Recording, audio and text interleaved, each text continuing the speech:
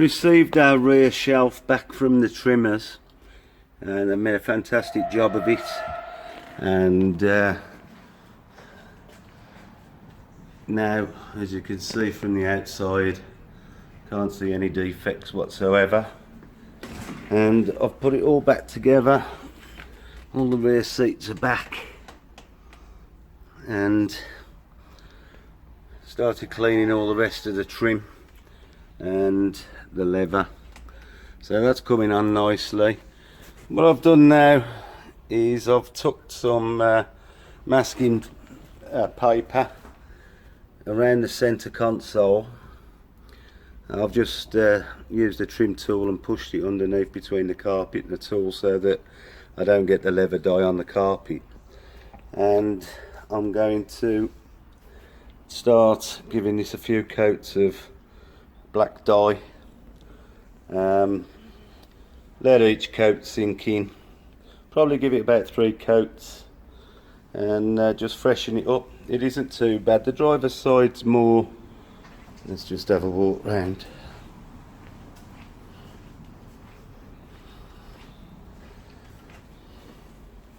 The driver's side's had a little bit more wear action than the passenger side. I don't know if you could see that. So that's part of the reason. A couple of nicks down here. So I'm gonna give it a few coats and see if we can't get that looking fresh. You know, this bit here as well. But all in all, it's all starting to come together nicely now. Before I put the seats back in, we seem to have a sunroof issue, so I'm going to make sure that works properly before I clamber over the seats. So we'll do that first, but for now I'll get this centre console done, and I'll see you on the next one. Nearly finished. Let's see. As you can see, the car's looking a lot fresher than it was before. Now it's got its PPF on. I've refitted the number plates, and we're just really checking it's had a big stereo install at some point, but something's draining the battery off, so in the middle of checking that, just charge the battery, so we're going to get that checked. I'm just at the moment seeing how long the battery holds its own charge while not connected to the car, just to make sure that the battery's okay. Probably put a drop tester on it later, but for now we'll get this centre console done, and we're virtually finished. Be a shame to see it go. Been here that long, but it does look a special car now. Right then, thanks for watching, and I'll post some more as they happen. Good morning. This is Ted from the Devils in the Detail. We're nearing completion of the 993, and I think I mentioned on the last video that we got a problem with the sunroof. Well, this is the problem. The sunroof will operate, but it doesn't lift itself back into the correct position. So I've now dropped the rear panel, this panel here, out from behind the roof lining zip, which has given me access to the motor. If you can see it up there, it's a bit on the dark side. There's the motor. Well, I've checked everything's free and running at the motor, so now I'm going to remove the sun panel roof. Now the sun panel comes out by removing these bolts, and the same the other side. As you can see, I've marked the brackets with a Sharpie to mark the position of the bolts. Now if I find that it's an adjustment problem, for the reason it don't shut. Then I can adjust these bolts, but you'd normally think they'd be in the right place from the factory, and there's no reason anybody's should have moved them. So I'm going to remove the roof panel now. We have to move these springs away. They just slide out the way, and undo the bolts, and we'll lift the panel off, and then we'll have a look at the runners inside, see what needs to be done to make it move freely. So I'll see you when I've got the roof panel out. I'll speak to you soon. As you can see, I've got the sunroof out, and basically I can't really find anything wrong with the motor or anything else. The only things I've found is these sliders was gummed up inside where they've been greased over the years. So I've cleaned the runner out and all that, and rubbed Vaseline in position. But this hinge here, this was sticking, and I've now freed it up. And I think the other thing is, if you adjust them slightly off centre, they bite against it. So what I'm going to do is I'm going to put the roof back in now and make sure that I get these lined up and readjust it all so that it's free. But that's all turning free, and it wasn't before, so hopefully that could be the problem. So once I get the roof back in, we'll find out. So I'll speak to you again soon. Ta-da. Hello and good morning. Today we're going to be applying the G-Technic wheel armour C5. It's a ceramic coating, wheel protector. I've already done the barrel of this wheel. I have showed this on previous videos, and we've got our application cotton wool pads. I'll put the excess ones out the way for a minute, and a cloth for wiping it off. There's nothing hard about applying this, but a little bit goes a long way, so you don't need to waste loads of it. So I've put 3 drops onto the pad, and now we're just going to systematically just spread it over the wheel and the spokes.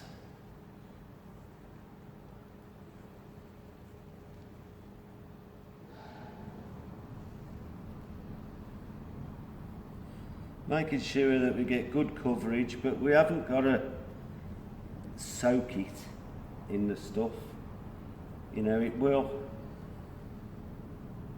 grip to the painted wheel, and there should be enough with the 3 drops really to coat the whole wheel. So we just ensure, perhaps I'll put another drop on.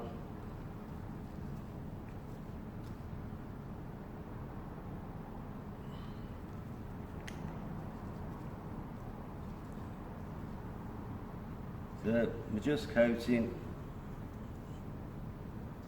everything we could see, and just ensuring that we've gone all over it.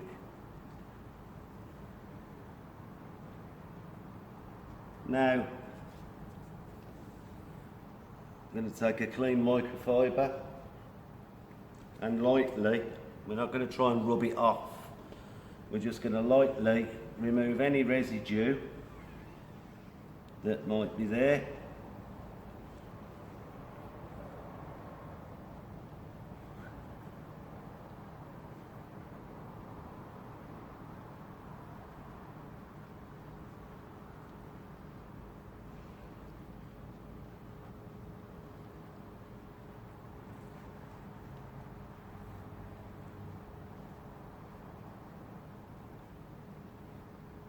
And that should be it.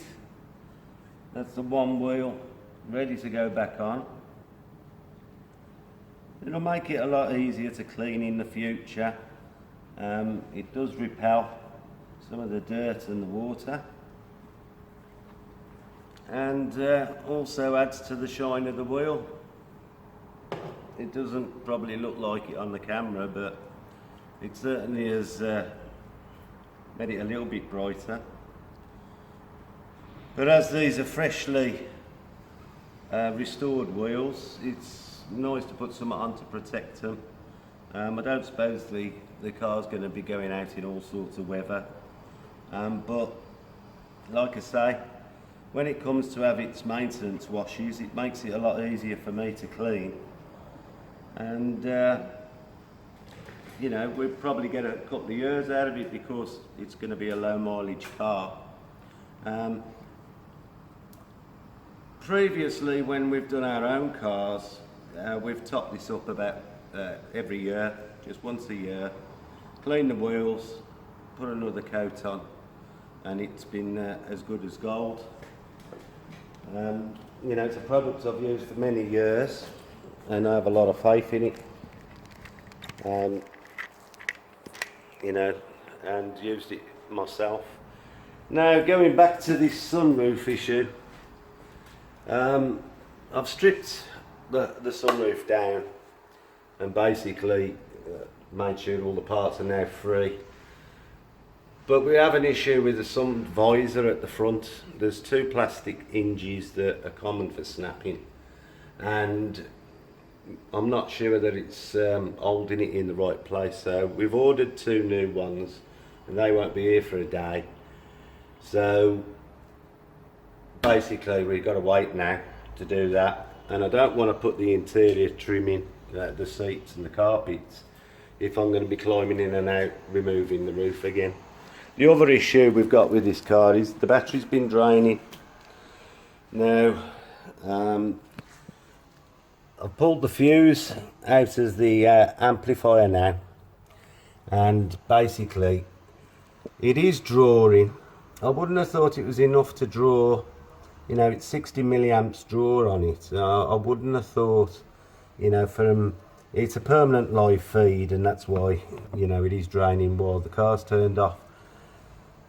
I wouldn't have thought it would flatten the battery overnight, but I've connected the battery back up, and now we're going to leave it and put a tester on shortly. The battery's a bit warm because the charger's been on so long, so just going to let that calm down a little bit before we put the tester on. And once we've got through the issues with the sunroof and the battery going flat, I can then lower the car off the axle stands. I'm going to do the wheels today, as you've seen, get them refitted, do the tyre shine and whatnot else. The car will be ready to drop down. I'm leaving it on the stands because it's actually easier for me to put the seats in at this height. So saves me crouching down and kneeling on the floor and, you know, struggling. So once the interior's back in, I've got to zip all the put the bits back over the sunroof motor that I've exposed. So I'm going to put that back together because there's nothing wrong with the motor. And then we'll only have the halo ceramic coating to go over the PPF, and it'll be ready for the customer to take it to Porsche for its service, and then he can use it. The car's looking a million times better than it did when it arrived, and I think that's all you can ask for, is the best we can do with what we've got in front of us. I don't know what our next job's going to be. Probably going to be back on the pagoda and start getting that ready for paint. It's nearly there now, just needs another coat of primer. Then wet flat it and should be ready for paint. So there we have it for today. I don't think there's anything else that I could talk about or show, but you know, once the bits come for the sunroof, I'll crack on with that and hope that cures that. And that's about it, really. So thanks for watching these videos. I hope you're enjoying them, and I hope I soon have some more work that I can share with you. So Thanks for watching them, and I'll see you soon. Well, as if by magic, I've cleaned the gearbox up and got rid of all the varnishy grease that was on there. And what I did is I dripped some oil into this chamber and then spun the spindle until I had some oil residue coming out of this side that I'm spinning now, and all that spinning nice, free, silky smooth. I've wiped the excess oil away because I don't want it dripping into the head lining. And what I'm going to do now is I'm going to go back in the car, and it's impossible for me to hold the camera and show you what I'm doing. But basically I'm now going to coat the gear in this Vaseline that my boyfriend sent in this morning, and I'm going to make sure that all this gear is coated, and also I'm going to get up into the cables in the back and put some Vaseline on as much of the cabling as I can, just to make sure that's freed up. All the front end has all been lubricated and is running smooth. So basically I'm going to hitch this back up to the motor, and if this doesn't make a difference, I think then we're going to have to start looking at replacing the motor. Although, you know, yes, the car is getting on, but how often does a sunroof get used? So I wouldn't have thought that the motor could have been worn out, but stranger things have happened, and if I've eliminated everything else along the way, then, you know, it's got a point to that. But we'll see how we get on when I put this back together. So stay tuned, and I'll update you as soon as I know something. Well, after refitting the gearbox to the motor, put it all back together, and the roof still doesn't shut properly. Basically what's happening, when the roof comes forward, it slides onto the visor, pushes the visor down, then it's supposed to reach its end and push up this. Well, after checking and cleaning, making sure everything's perfect and working properly, I've now found, and I'll just demonstrate if you could see, if I roll the roof back, put my thumb on it, or my finger, I can actually stop it.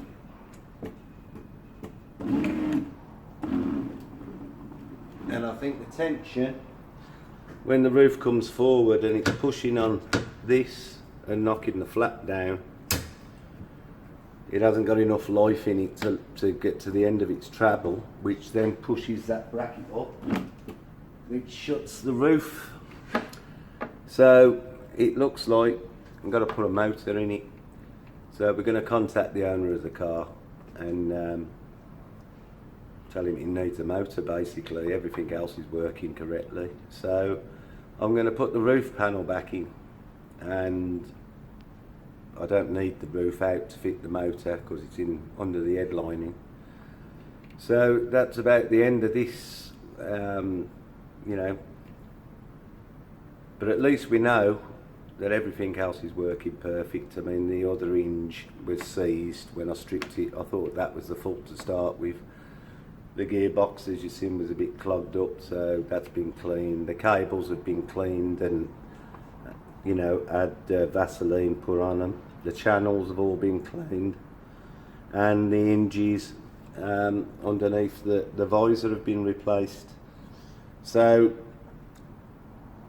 we can't do any more than that. So it's down to the owner now. So I'll let you know what happens on a future video. And really I can't put the interior back in now still, because I need to get in the back of the car to fit the motor. And if I put the seats in, as you know, the seats have already been reconditioned and the backs of them have been resprayed. I don't want to kick them or scratch them. So I'm at a bit of a standstill on the job again. you know, the car seems to be here forever, but the reason being we've had to wait for the lever to come for the back shelf and have that done. I've been on holiday for a week, and now this sunroof problem. So, you know, it all holds the job up, and I can't proceed with finishing the detail as such because I've got to put the interior back in. Also, you know, obviously leaning over the car roof, you know, this is all got to be cleaned and done, and this is the reason I didn't put the halo on until the job's complete. So, you know, when I've finished everything, then I'll apply the halo, and obviously I'll show you doing that. But as it is at the moment, can't go any further, so we just have to wait for a motor. So I hope you've enjoyed watching it. Been a lot of work over the last 2 days just to find that in the end it was the motor, but we didn't want to just say to the customer, oh, we're going to put a motor on, and then, oh, we need a gearbox as well, and oh, the cable's no good. So we've eliminated 90% of everything first, and all that costs is labour, rather than keep swapping bits, you know, adding up the costs of replacing parts. Yeah, it's been, you know, 2 days of taking the roof in and out. It's been out 6 times now, and doubting yourself, but it seems like we've come to the conclusion in the end that the motor hasn't got the strength to push it. So that's about it, and I'll see you on the next one. And thanks for watching, and I hope that, you know, the information has helped or been interesting, you know. If you get anything out of the videos, then, you know, that's what I do them for. So it isn't because I like the look of myself on camera, I can tell you that. Anyway, thanks for watching, and see you on the next one.